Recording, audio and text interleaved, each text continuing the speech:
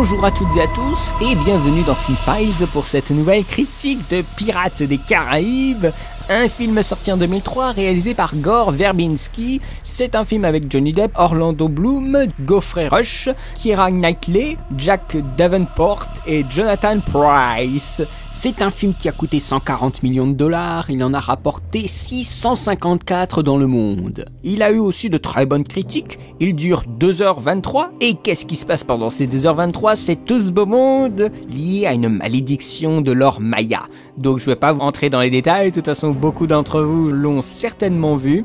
Alors c'est un film qui n'était pas super bien parti au début. Beaucoup de gens ne croyaient pas au film parce que L'île aux pirates, qui est un film je crois de 1995, n'avait pas du tout marché, et pourtant L'île aux pirates c'était super, mais le public a suivi Pirates des Caraïbes. Ce film fut un gros succès, venant à l'origine d'une attraction de Disney. C'est cette idée de grand manège qui nous fait voyager. Le film rend compte de cela. Le studio voulait fermer le projet parce que ça devenait de plus en plus dément, mais Verbinski l'a joué fine et a convaincu le studio de continuer le film. L'idée même de prendre un sujet historique tel que la piraterie de l'époque et de le tremper dans l'univers au ton fantastique est très bien trouvé. Le réalisateur ne voulait pas faire quelque chose d'entièrement romancé. Verbinski va au bout des stéréotypes liés à la piraterie, avec par exemple les pourparlers, une référence aux vieux films de pirates, avec des clichés mais connus de tous, avec le rhum, les perroquets qui parlent. Ça fait tellement du bien de voir ça dans un film, alors que ce sont pour la plupart des clichés de littérature et de quelques films seulement. Il y a aussi ce mythe du bateau fantôme, voilà. Mais c'est en même temps une production très calibrée par Jerry Bruckheimer, avec un mélange de genres, un scénario qui est bien ficelé où l'ennui ne guette jamais. Il y a toujours du suspense, de l'amour, des complots, des mensonges, des combats, et le spectateur est servi sur tous les points. À certains moments, ça prend des allures de film romantique, et puis nous basculons dans l'action, puis le glauque, les changements de ton sont très rapides. Le film peut sembler long, mais ça passe comme une lettre à la poste. Surtout la première fois qu'on le voit, on est surpris, on peut s'attendre à tout et n'importe quoi. L'histoire pourrait peut-être être un petit peu moins chargée, mais il y a un basculement constant avec aussi beaucoup d'humour, cerné par des personnages très forts, dont Jack Sparrow. Voilà, Jack Sparrow, le capitaine Jack Sparrow, un personnage à qui il a fallu un seul film pour devenir un personnage marquant du cinéma des années 2000. C'est une fripouille des mers, une inspiration de Kate Richards pour le grimer. Kate Richards d'ailleurs qui va apparaître dans le 3e, avec des bijoux en toque, à gogo partout. Une nomination aux Oscars d'ailleurs pour le meilleur acteur, avec un rôle composé de cette pareille. C'est vraiment Deep Impact, c'est le cas de le dire, Deep Impact. Jack Sparrow est finalement une ordure, mais tellement imprévisible, tellement drôle qu'il en devient attachant. Il y a un côté complètement décalé du personnage, de l'histoire même. Jack Sparrow est un espèce de traître 8 fois. Il arrête pas de trahir tout le monde. Ça, c'est énorme. Le mec, il est insondable. Il y a une forte gestuelle, bien sûr, référence à tous ces acteurs de gestuels des films muets, c'est-à-dire Buster Keaton ou même Charlie Chaplin. Il ne porte pas totalement le film sur ses épaules, mais c'est pas loin. En fait, il écrase un peu les autres, même si Geoffrey Rush malmène le capitaine en mal de navire. Rush est un méchant tout à fait raffiné, tout à fait délicieux à écouter et à regarder.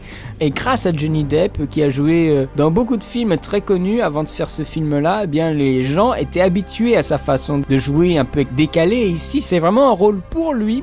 Il ne pouvait pas en être autrement, et maintenant il en joue d'ailleurs en demandant des cachets très importants pour le prochain, pour pouvoir jouer de nouveau encore une fois le capitaine Jack Sparrow. Nous avons aussi son espèce d'aide de camp, Monsieur Gibbs, qui est ultra sympathique. Moi j'aime beaucoup ce personnage parce que c'est quelqu'un qui boit toujours du rhum, qui est toujours étendu par terre, et quand il s'agit d'aider Jack, il est toujours présent. J'aime beaucoup ce personnage.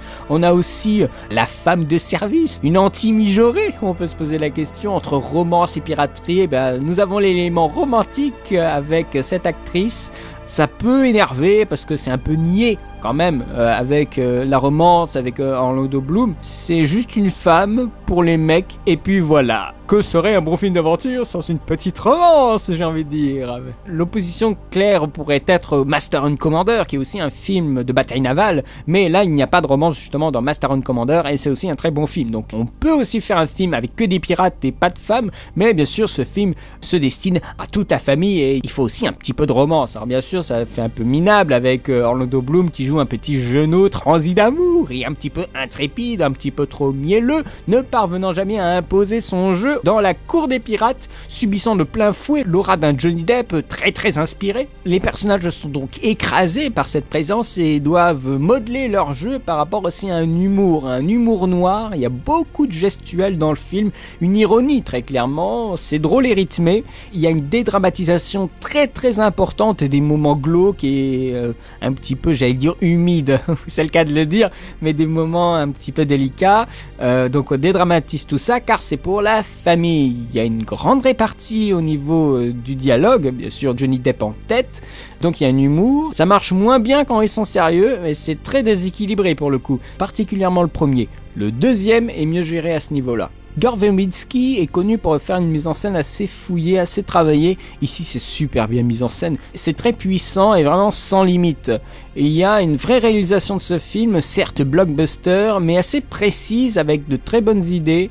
Une mise en scène détaillée, les combats sont bien faits. Il y a une production design qui est super impressionnante. Elle l'est pour tous les Pirates des Caraïbes. Il y a de gros moyens sonores aussi, avec des plans qui sont presque des plans tableaux, c'est-à-dire des plans qui prennent la pause, voilà, avec un très beau ralenti, qui donne vraiment l'idée d'une composition vraiment très travaillée, qui peut faire référence peut-être à des tableaux, à de la peinture. Le mec, il rentrait dans des détails, il voulait des lentilles de contact pour les acteurs, pour changer la couleur de leurs yeux, et il voulait vraiment des pirates crasseux, voilà, il y a vraiment un gros travail, de même qu'un excellent travail musical en la personne de Klaus Badelt, sous l'œil bienveillant de Hans Zimmer, qui propose quelque chose de très entraînant, une musique qui nous trotte dans la tête, un thème marquant, qui ont souvent tendance à disparaître dans les musiques d'aujourd'hui, mais ici, on a vraiment une musique tellement entraînante que lorsqu'elle se lance, il n'y a plus de suspense, car la musique, c'est celle du gentil, qu'on ne va pas arrêter en cours de route,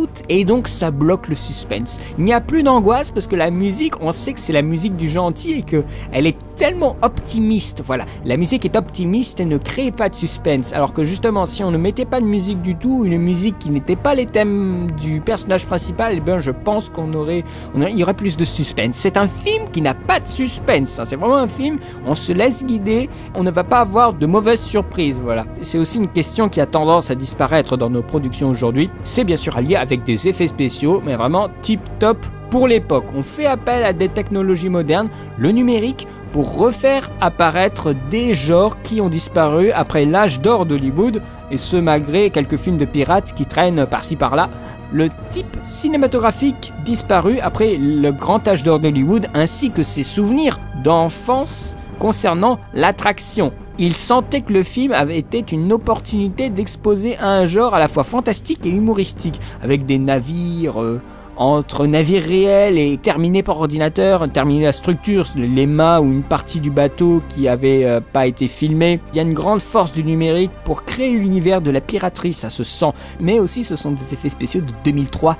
Ils ont vieilli. Les textures, on se rend compte qu'elles sont plus réelles parce que notre œil s'est habitué à des effets spéciaux de meilleure qualité. Il y a une exigence de notre part aujourd'hui et ces films-là, du début des années 2000, ne sont plus dans le coup au niveau des effets spéciaux.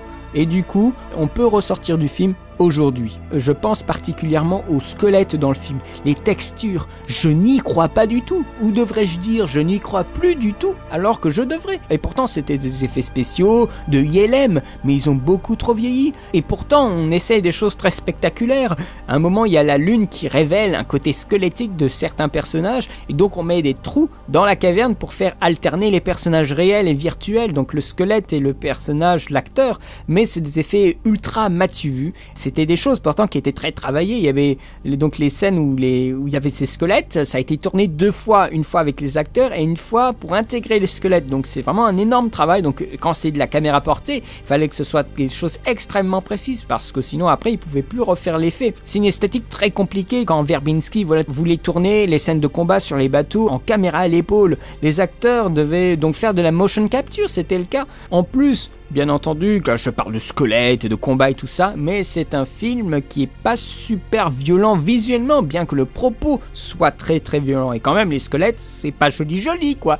Il y a un côté assez violent, mais tout cela est aseptisé pour avoir le moins de censure possible et pouvoir être distribué partout dans le monde et être vu par n'importe qui. Ça, c'est aussi très important. Donc, il y a aussi des choses dans le film. Vous vous dites, oh, ils auraient pu aller plus loin dans la violence, mais ce n'est pas le cas parce que ce film se destine avant tout à la famille. En conclusion, je trouve que Pirates des Caraïbes, le premier, est une agréable réactivation du genre, voire même une résurrection, une aventure comique, un divertissement familial, je pense. Vraiment l'opposé du film dont je parlais juste avant, Master and Commander. C'est un film de pirates qui est peut-être un peu trop gentil, mais avec un design qui correspond tout à fait à l'univers, très très fort. Je lui mettrai un 14 sur 20 à ce film-là, à ce premier épisode, et c'est bien sûr le début de l'aventure, et on crée la légende, un divertissement honnête qu'on va développer par la suite avec 2 suites pour la trilogie de Gore Verbinski, et c'est aussi ces 2 suites que je vais critiquer par la suite. Donc j'ai envie de dire, restez connectés, la suite arrive, les 2 autres films vont faire l'objet d'une critique également. Donc j'espère que cette critique vous aura plu, qu'elle vous aura appris peut-être des choses, qu'elle aura peut-être tempéré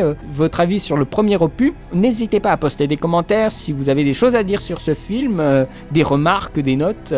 Je vous remercie de me regarder, je devrais dire plutôt de m'écouter, parce que c'est vrai que il n'y a pas beaucoup de choses folichonnes à l'écran, j'en suis désolé, mais c'est comme ça. Bien sûr, pour les copyrights, bien sûr, il faut se protéger des copyrights, et donc voilà, je fais une suite de screenshots. J'espère que ça vous ennuie pas trop. Et quant à moi, je vous remercie de m'avoir écouté, je vous dis à très bientôt pour de nouvelles vidéos sur le cinéma. Allez, salut!